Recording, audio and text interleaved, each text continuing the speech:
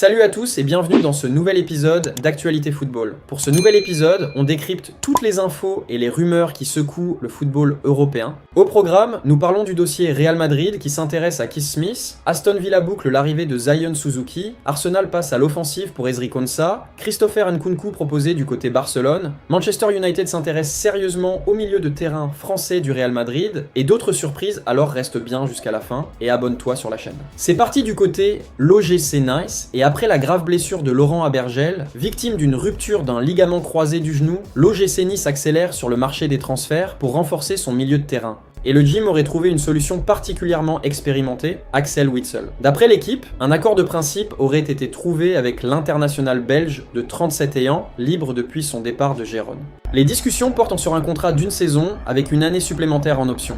Même si les dernières formalités doivent encore être réglées, le dossier est désormais très avancé, et Witsel pourrait arriver à Nice dès lundi. Avec 140 sélections et 12 buts avec la Belgique, le milieu possède une énorme expérience, notamment après ses passages au Standard de Liège, au Benfica, au Zénith Saint-Pétersbourg, au Borussia Dortmund et à l'Atlético de Madrid. Malgré ses 37 ans, Witsel reste compétitif. La saison dernière, il a disputé 32 rencontres de Liga avec Gérone, étant régulièrement titulaire. Son profil pourrait donc apporter au gym ce qui lui manque actuellement, de l'expérience et de la stabilité au milieu, notamment avec les absences de Morgan Sanson et Laurent Abergel. Et Nice avance également sur Nathan Ngumu.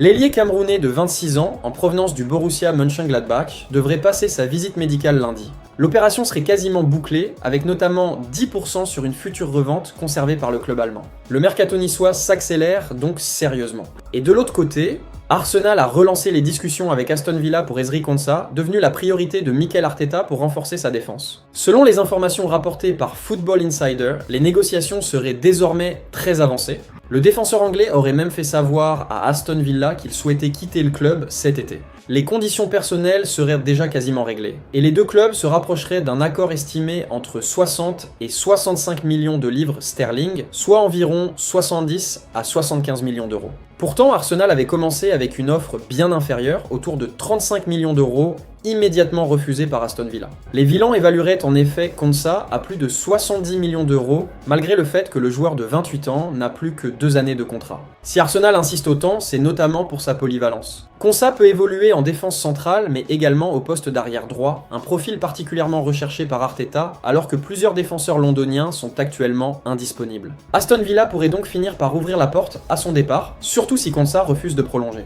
Mais Arsenal garde également des alternatives, avec Jules Koundé et Marc Pubil cités comme d'autres pistes étudiées par le club. Pour l'instant, Ezri Konsa reste clairement la priorité d'Arsenal et les prochaines discussions pourraient être décisives pour boucler son arrivée à Londres. Et maintenant, abonne-toi sur la chaîne pour plus d'informations et on continue du côté Aston Villa. C'est désormais bouclé pour Zion Suzuki. Le gardien japonais va bien rejoindre Aston Villa en provenance de Parme pour un montant de 30 millions d'euros plus 5 millions d'euros de bonus, soit jusqu'à 35 millions d'euros au total. Le dossier s'est accéléré ces dernières heures après le retrait du Paris Saint-Germain, qui avait finalement refermé la piste en raison notamment des exigences des représentants du joueur. Aston Villa en a immédiatement profité et s'est positionné pour concrétiser l'opération. Selon les informations de Fabrizio Romano et de The Athletic, Suzuki a donné son accord au Villan et devrait signer un contrat de 5 ans jusqu'en 2031.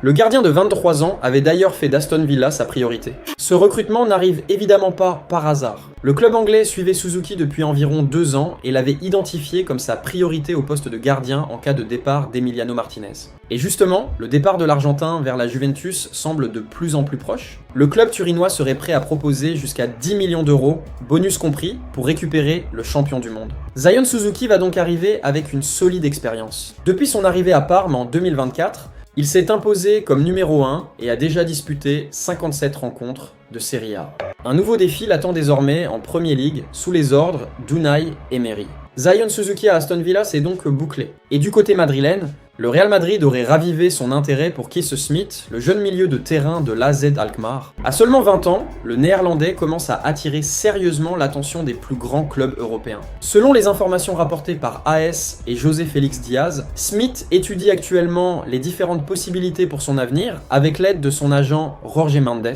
Plusieurs clubs de Premier League suivent également sa situation, mais le joueur aurait une préférence claire pour la Liga. Et en Espagne, la concurrence s'annonce importante. Le Real Madrid, le FC Barcelone et l'Atlético de Madrid surveillent tous le milieu néerlandais, avec toutefois des niveaux d'intérêt différents. Du côté du Real Madrid, aucun mouvement concret n'a encore été lancé.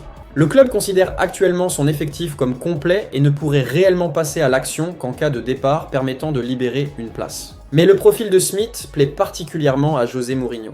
Le technicien recherche des joueurs capables d'évoluer à plusieurs postes au milieu de terrain, dans un registre pouvant rappeler celui de Bernardo Silva. Smith possède justement cette polyvalence, en plus d'une excellente qualité de passe, d'une capacité à casser les lignes et d'une vraie aisance technique avec les deux pieds. Son potentiel ne date d'ailleurs pas d'hier. Smith s'était déjà illustré lors de la campagne européenne de jeunes de l'AZ Alkmaar, notamment lors du parcours victorieux de 2023, où son équipe avait notamment éliminé le Real Madrid. L'Atlético Madrid avait également tenté de recruter le joueur lors du dernier mercato hivernal, mais l'AZ avait refusé de le laisser partir. Aujourd'hui, la question est donc de savoir quand Smith quittera les Pays-Bas. Son prix pourrait atteindre environ 60 millions d'euros, une somme qui pourrait représenter un record pour un transfert impliquant un joueur néerlandais. Mais Smith n'est pas pressé. Le milieu de terrain envisagerait même de rester une saison supplémentaire à l'AZ Alkmaar afin de continuer sa progression, avant de potentiellement partir en 2027. Pour l'instant, le Real Madrid observe donc la situation sans passer à l'offensive. Mais avec le Barça et l'Atlético également intéressés, Keith Smith pourrait bien devenir l'un des dossiers les plus suivis du mercato espagnol dans ce mois. Et du côté Barcelone, selon l'équipe, le FC Barcelone a pris contact avec l'entourage de l'attaquant français de 28 ans, alors que le club catalan cherche une nouvelle solution offensive pour renforcer son secteur d'attaque. Nkunku serait actuellement poussé vers la sortie par l'AC Milan, qui souhaite alléger son effectif avant la fermeture du mercato.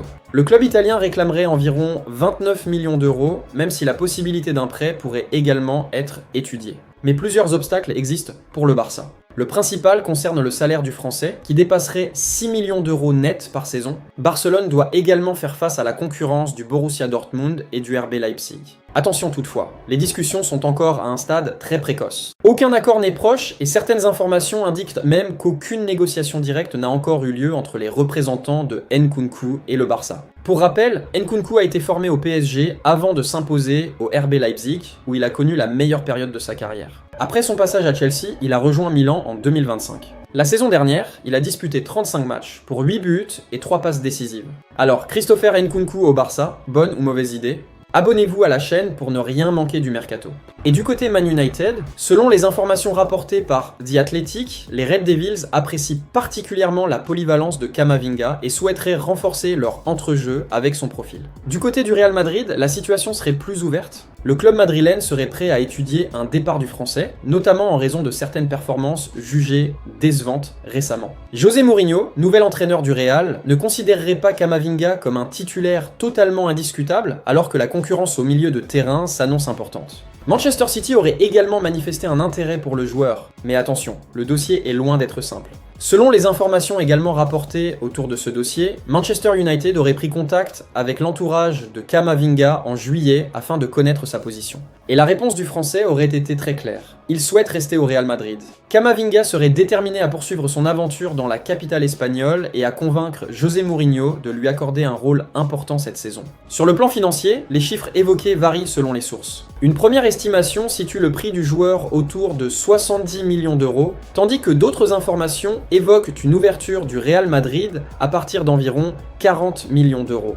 Pour Manchester United, le problème principal n'est donc pas seulement de convaincre le Real Madrid, il faut surtout obtenir l'accord du joueur. Le Français de 23 ans veut continuer à porter le maillot blanc et profiter de la saison 2026-2027 pour retrouver une place importante dans l'effectif madrilène. Son objectif est également de retrouver la sélection française au meilleur moment. Manchester United serait donc désormais contraint d'étudier des solutions alternatives pour renforcer son milieu de terrain. En résumé, United pousse, le Real Madrid reste ouvert, mais Camavinga, lui, veut rester à Madrid. Les prochaines semaines pourraient donc être décisives dans ce dossier qui pourrait rapidement s'animer avant la fermeture du mercato.